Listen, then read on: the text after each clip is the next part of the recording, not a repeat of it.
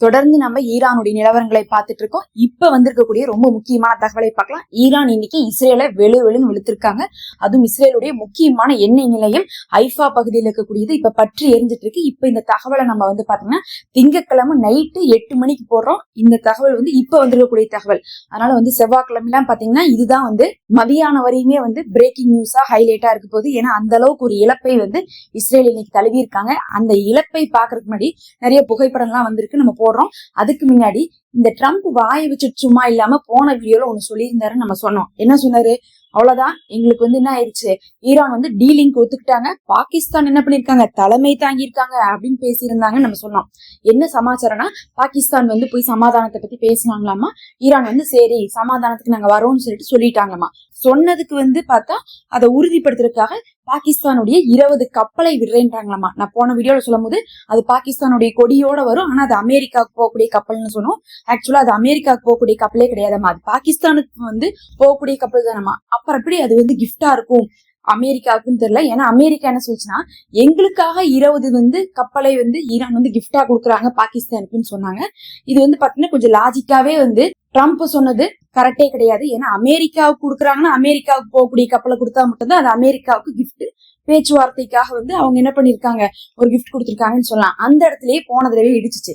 இப்ப பாத்தீங்கன்னா மறுபடியும் வாயை வச்சு சும்மா இல்லாம தவளை தன் வாயாலேயே கெடுங்கிற மாதிரி ட்ரம்ப் என்ன பேசியிருக்காரு, முதல் தடவை பேசும்போது நாசுக்கா பேசிட்டாரு. ஈரான் ஒத்துக்க ஆரம்பிச்சிட்டாங்க, இப்ப நாங்க பீஸுக்கு போயிட்டு இருக்கோம், அமைதிக்கு போயிட்டு இருக்கோம், லெட்ஸ் மேக் அ டீல் அப்படின்னு சொல்லிட்டு என்ன பண்ணிட்டு இருந்தாரு, கேக்கெல்லாம் வெட்டி ஊட்டிட்டு இருந்தாரு. இப்ப பேசும்போது என்ன பண்ணிருக்காரு, அவ்வளவுதான் ஈரான்லாம் அடங்கிட்டாங்க, இல்லாட்டினா நாங்க அவங்களை என்ன பண்ணிருப்போம் தெரியுமா, எங்கனால அவங்கள என்ன வேணா செய்ய முடியும், பாகிஸ்தான் சொன்னோன்னு அவங்க கேட்டுக்கிட்டாங்கிறதுனாலதான் அவங்க தப்பிச்சுக்கிட்டாங்க. இப்ப அவ்வளவுதான், கார்க்கு தீவை என்ன பண்றேன்ட்டாங்க, எங்கள்கிட்ட கொடுக்குறேன்னு சொல்லிட்டாங்க. அடுத்தது 6 மாசம் நாங்க போனோம்னா எங்களுடைய கண்ட்ரோலுக்கு கொண்டு வந்துருவோம், இனி அங்க ரெஜிம் சேஞ்சும் வரப்போகுது அப்படின்னு பேசியிருக்காரு. ஃபர்ஸ்ட் சமாதானம் என்ன இருக்குன்னா, 2 பக்கமுமே இருக்கக்கூடிய கோரிக்கைகளை ஏத்து நடுவுல என்ன பண்ணுவாங்க, ஒரு மாதிரி பொதுவான விஷயங்களை சொல்லி போற நிறுத்துவாங்க. போர் நிக்கிறதுக்கு தான் சமாதானம்னு பார்த்தா ஒட்டுமொத்தமா ஈரான சரணடைய மாதிரியே என்ன பண்ணிருக்காரு இன்னைக்கு ட்ரம்ப் பேசியிருக்காரு. இதை கேட்டனுமே எல்லாருக்கும் புரிஞ்சு போச்சு. ஓ, அப்ப ட்ரம்ப் காலையில சொன்னது எல்லாமே பொய்யா, இவர் உளறி வச்சிருக்காரு சும்மா, இந்த மாதிரி எல்லாம் ஈரான் ஒத்துக்க மாட்டாங்கன்னு என்ன ஆயிடுச்சு, இன்னைக்கு எல்லாருக்குமே தெரிஞ்சிருச்சு. முக்கியமா இன்வெஸ்டருக்கு தெரிஞ்சிருச்சு. அதுதான் இருக்கக்கூடிய விஷயம். இந்த 4-5 நாளைக்கு முன்னாடி என்ன பண்ணிருந்தாங்க, என்ன விலையெல்லாம் என்ன ஆயிட்டு இருந்துச்சு, எச் ஆயிட்டு இருந்த போது நாங்க 10 நாள் போர் நிறுத்துறோம், 10 நாளைக்கு தாக்க மாட்டோம்னு சொன்னாங்க. அதே மாதிரி 5 நாள் போர் நிறுத்துறோம், 5 நாளைக்கு தாக்க மாட்டோம்னு சொன்னாங்க. பாருங்க, அப்ப எல்லாம் அமெரிக்கா சொல்ல முதல்ல என்னாச்சுன்னா ஆயில் பிரைஸ் கம்மியாச்சு. அதுக்கப்புறம் பார்த்தா அமெரிக்காவுடைய லாபம் அதிகமாற மாதிரி இருந்துச்சு பங்கு சந்தையில. ஆனா இன்னைக்கு பார்த்தா என்னதான் ட்ரம்ப் ஈரான் ஒத்துக்கிட்டாங்க சமாதானத்துக்கு, நடுவுல பாகிஸ்தான் நிக்கிறாங்க, எங்களுக்கு 20 கப்பல் பரிசா கொடுத்துருக்காங்கன்னு சொன்னாலும் கூட எந்த பிரைஸும் குறையில. 10க்கு $116 இருந்த எண்ணெய் விலை $120 உயர்ந்திருக்கு. $4 அப்படிங்கிறது ஒரு பெரிய விலை. அப்படிலாம் உடனே எடுத்துமே $4 உயராது, போர் சமயத்துல மட்டும்தான் இந்த மாதிரி உயரும். அப்ப இந்த அளவுக்கு பொருள் உயர்ந்திருக்குன்னா இந்த பொய்ய நம்புற காலே இல்லைன்னு அர்த்தம். இப்ப யாருமே ட்ரம்ப் சொல்லக்கூடிய சமாதானத்தை நம்புற மாதிரி இல்ல. ஏன்னா சமாதானம்னு சொன்னப்ப நம்புற மாதிரி இருந்தாலும் அதுக்கப்புறம் 2வதே என்ன பண்ணிருக்காரு, ரொம்ப ஓவரா கார்க்கு தீவை கொடுக்குறேன்னு சொல்லிட்டாங்க, ஹார்மோஸ கொடுக்குறேன்ட்டாங்க, ஆட்சி மாற்றம் பண்றேன்ட்டாங்க, யுரேனியம் போய் நாங்க எடுத்துட்டு வர போறோம்னு சொல்லிட்டு எல்லாத்தையுமே சொல்லியிருக்காங்க. இதெல்லாம் ஒரு காலத்துல என்ன பண்ண மாட்டாங்க, ஈரான் பண்ண மாட்டாங்க. இவங்க இந்த ஸ்டாண்டர்ட்லயே போய் பேச்சுவார்த்தையை தொடங்கினாங்கன்னா கண்டிப்பா அந்த பேச்சுவார்த்தை ஃபெயிலியர் ஆகும். ஆனா நம்ம இந்த இடத்துல ஒரு விஷயத்த பார்க்க வேண்டியது இருக்கு, உண்மையாலுமே அமெரிக்காவுக்கு சமாதானம் தேவையா அப்படிங்கிறது. ஏன்னா ஆய்வாளர்கள்ல என்ன சொல்றாங்கன்னா, இவங்க ட்ரிப்போலியில தரைப்படையை அனுப்புறாங்க, அதுக்கு பிறகு பாத்தீங்கன்னா 82 ஏர்போன் படைன்னு சொல்லிட்டு அந்த படையில 17,000 பேர்த்த இறக்குறாங்க. இத்தனை பேர்த்த இறக்குறவங்க எதுக்கு பேச்சுவார்த்தைக்கு போகணும், இவங்களுக்கு பேச்சுவார்த்தைக்கு போகணுங்கிற தேவையே இல்ல. அமெரிக்கா ஈரான் சொல்ற மாதிரி பேச்சுவார்த்தைன்னு கூப்பிட்டுதான் என்ன பண்ணுவாங்கன்னா போர்ல அடிப்பாங்க. அதனால தரைப்படையை ஆரம்பிக்கிறதுக்கு முன்னாடி ஈரான திசை திருப்புறதுக்காகத்தான் அமெரிக்கா கூப்பிடுறாங்க அப்படிங்கிறது ஆய்வாளர்களுடைய கருத்தா இருக்குது. அதுக்கு தகுந்த மாதிரிதான் ட்ரம்ப் என்ன பண்ணிட்டு இருக்காரு, முன்னுக்கு பின்னு முரணாகவே பேசிட்டு இருக்காரு. பாகிஸ்தானே நினைச்சிருப்பாங்க, நானாவது எங்கேயாவது கொஞ்சம் போய் என்ன பண்ணலாம், பேச்சுவார்த்தைன்னு பேசி சமாதானம் பண்ணலான்னு பார்த்தா இந்த ட்ரம்ப் சும்மா இருக்க மாட்டாராட்டிருக்கு, வாயை வச்சு கெடுத்து விட்டுருவாராட்டிருக்கு, நமக்கு கொடுக்குறேன்னு சொன்ன 20 கப்பல் கூட வராதோ அப்படிங்கிற அளவுக்கு என்ன இருக்கு இப்ப பாகிஸ்தானுடைய நிலைமை ஆயிருக்கு. ஆக்சுவலா அது அத்தனையுமே பாகிஸ்தானுக்கு போகக்கூடிய கப்பல். அதுல 2 இன்னைக்கு விட்டுருக்காங்க, மிச்ச 18 இனிமேல் தான் விடுவாங்க. ஆனா 18 விடுறேன்னு சொல்லிட்டு ஈரான் ஒத்துக்கிட்டாங்க. ஆனா அமெரிக்கா வந்து பாத்தீங்கன்னா அது எனக்காவதா விடுறாங்கன்னு சொல்றதோ, எங்களுக்கு கொடுத்த கிஃப்ட்னு சொல்றதோ, அதுக்கப்புறம் இதை கொடுத்து போட்டு அவங்க வந்து சரணடைய போறாங்கன்னு சொல்றதெல்லாம் பார்த்தா ஈரான் என்ன முடிவு வேணா எடுக்கிறதுக்கு வாய்ப்பு இருக்கு.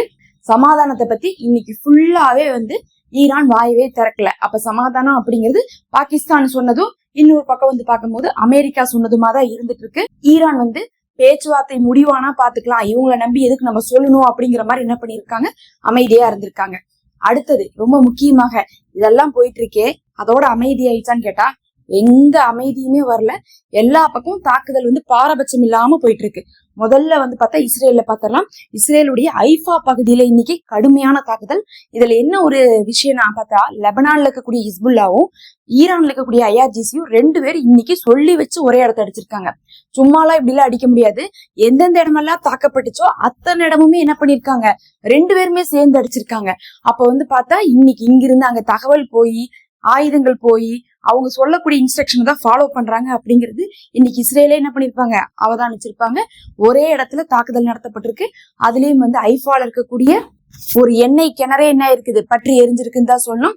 அது மட்டும் இல்லாம அதை தடுக்க முடியாம இப்ப வரக்கூடிய புகைப்படம் எல்லாமே பாத்தீங்கன்னா இஸ்ரேல்ல இப்ப இருந்து வந்ததுதான்.